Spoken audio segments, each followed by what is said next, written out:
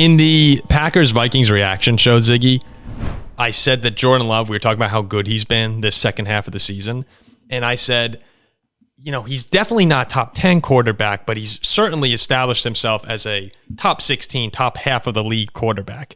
And I went home, you know, we put up that show. It did really well. I'm reading the comments, and someone commented, like, no, he's definitely been top 10. And I sat back and started to think. I was like, oh, all right, maybe he has been. and I'm driving my car earlier today, and for the first time ever with Jordan Love so far, I started thinking about some of the numbers that he's been putting up lately and the way he's looked in some really big games. And I promise you, it was the first time that all of a sudden I felt a wave come over me, and I went like, oh no. Like this could happen again. And it's the first time I've truly ever believed that it could happen. You know, we've talked a lot about the Packers on this show. And a lot of Packers fans have been joking around about, you know, me and you being closet Packer fans. And we've said how maybe he could take the level to a superstar quarterback if given the right weapons and stuff. But this was the first time where I went, wait a second, like this could actually happen. And when you look at Jordan Love, the way he's played the second half of the season, I saw a graphic today. Passing touchdowns, second half of where he ranks in the league. Passing touchdowns, 18, first in the NFL. Total touchdowns, 20, tied first in the NFL. Passing yards, 2,238, tied first in the NFL. Completions, 183, third in the NFL. He has been on an absolute tear. And you heard me just now reading over these numbers. I went, oh my God, I hate this. This is just horrible. Because now we're not just gassing up Packer fans. I'm scared that actually this dude is going to be a legit star next season.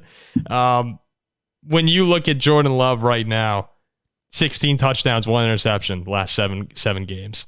NFC Offensive Player of the Week, destroying our Vikings. Do you think, like, while I'm not statistically he's been top 10, if you were going into a win or go home game tomorrow, you're building a team, would Jordan Love crack your top 10 current playing quarterbacks? I think he would. And before we get into who exactly I'm putting him over, I think I got to say something about why. Jordan Love, I'm assuming we're just talking sort of how he's been the second half of the season. Because the first half of the season, there was a lot of figuring stuff out. But you look at what Jordan Love has done, and you look at who he's done it with, and it's unbelievable because it's not a Brock Purdy situation where he's got a bunch of all-pros, right? The leading receiver on this team is Jaden Reed.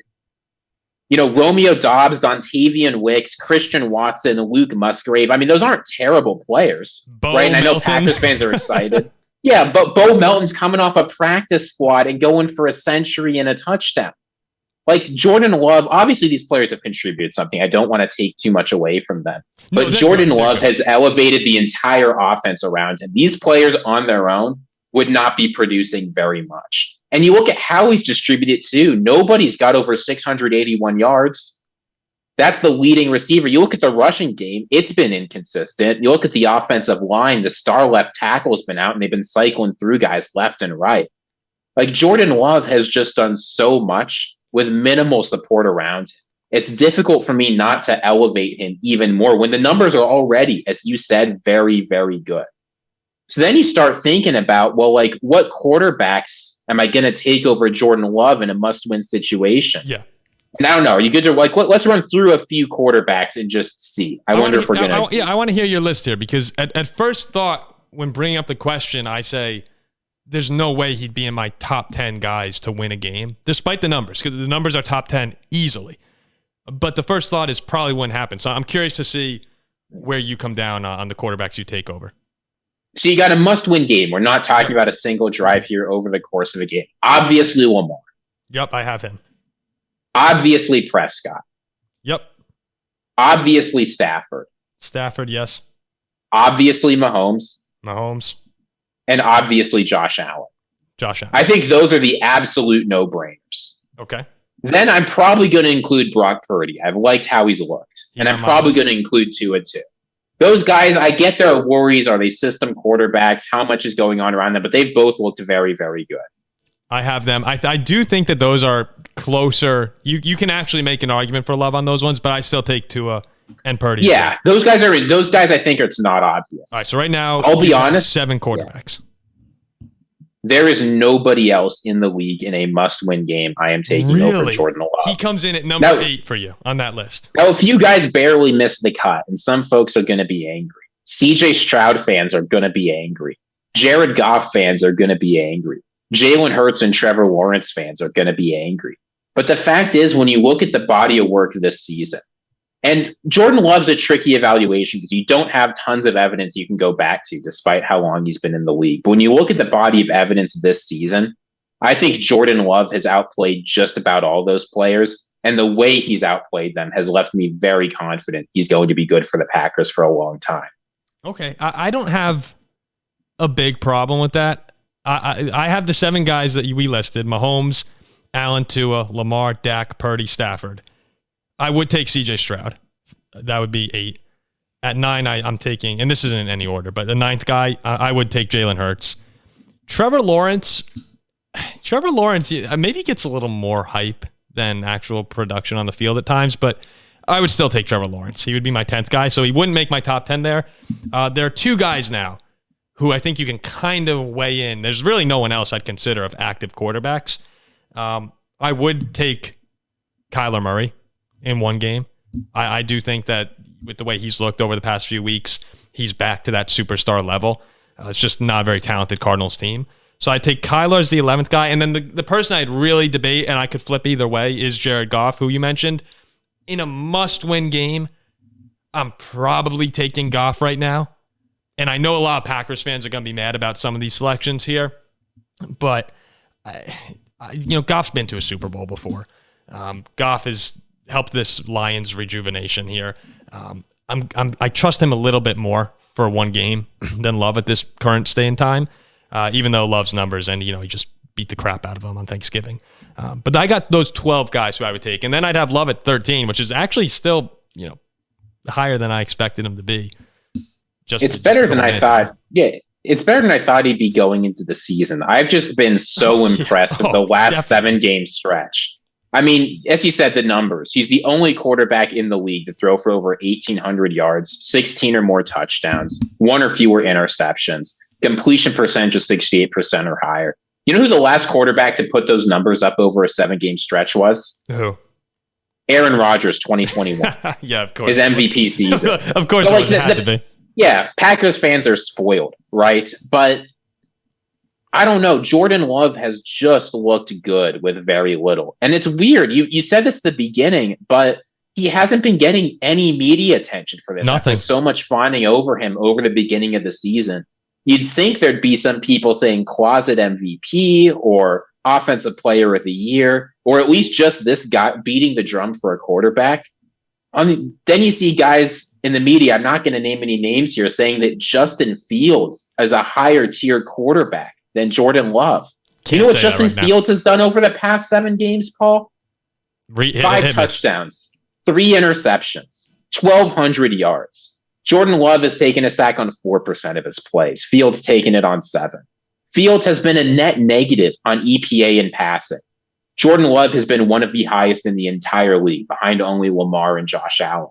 Like, Jordan Love has played and captained one of the better offenses in the NFL with very little around him. I just don't understand why it seems like people refuse to recognize him as the very good quarterback he's played as. Oh, I mean, of all 12 of the quarterbacks that I listed, the Packer weapons would probably only be above Arizona and Kansas City, and then maybe the Texans. You might take Nico Collins and Noah Brown over what the Packers have. Probably not, but it's been crazy. Just a couple other fun stats here, because we've been doing these deep dives into Packers research, trying to get ready for these shows here. They're of quarterbacks to have 3+ passing touchdowns and 0 interceptions over their first 17 career starts. There's a 4-way tie for a player who has done it 5 times. Those quarterbacks: Patrick Mahomes, Dan Marino, Brock Purdy, and Jordan Love. You kidding me? And then Love's 3 highest passer ratings this season: at Detroit, 125.5, at Minnesota, 125.3, at Chicago, 123.2. So nothing's changing. The King of the Packers just NFC still North. own the division because you didn't even. Yeah. Oh. I mean, look, I respect the hustle, right? And I've got no ill will towards Packers fans over this, but come on. No, we were it's a joke. joking It's at the a beginning joke. of the season. It's Wouldn't it be funny if the Packers get another Hall of Fame quarterback? And lots can happen. And I got a text today. I got a text today from our family friends. I mentioned in our full episode, and it said, "Hey, hope you're ready for another 15 years." I was like, "Wow, I might actually have to be." No, he is on a Hall of Fame trajectory. Okay, that's very early. I'm not saying anything's going to happen. Relax. But Paul, look at the names you just listed. Set aside Brock Purdy, like Dan Marino, Patrick Mahomes. We're already talking about him being one of the better quarterbacks in the league his first year as a starter, and he's proved it. The numbers again, as I said, there's a lot that can change. You just mentioned the second half. Well, we talked about the second half of the year numbers, and you're right. If he had a better start to the season, or I'd say second quarter of the season, then you could be looking at an MVP candidate, which is insane given what that team has to work with at the moment. Even though the very good weapons, just no alpha player, in my opinion, on the offense from the weapon standpoint. It's crazy crazy season for Jordan Love. But overall, when you look at this, to sum this up here, I would say the numbers, absolutely top 10 for him. Yeah, borderline best player or borderline MVP of the second half of the season, which no one has talked about. And then if you're going to pick a quarterback to win a game, he's just on the fringe of top 10 for me, but you have him at 8. So that's a huge, huge win for Packers fans. Well, and I'll say this, fairly or not, Jordan Love is going to be judged on the basis of what he does against the Bears in a must-win, enter the playoffs kind of game.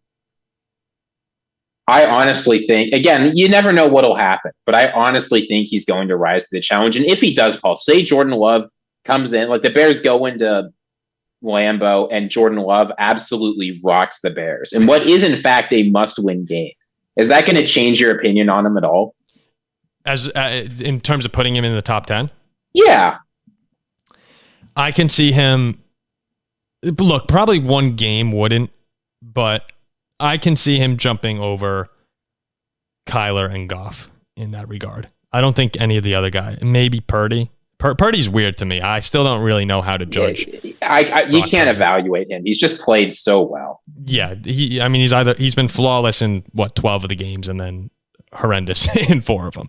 So I'd still put Purdy over Love. But yeah, no, there's definitely room for Jordan Love to crack that top 10. I'm excited to see where we rank him heading into next season when you have some more superstars coming back. I still tend to say that 13 to 16 range is where he's going to fall into. But we're getting the cue to wrap it up here.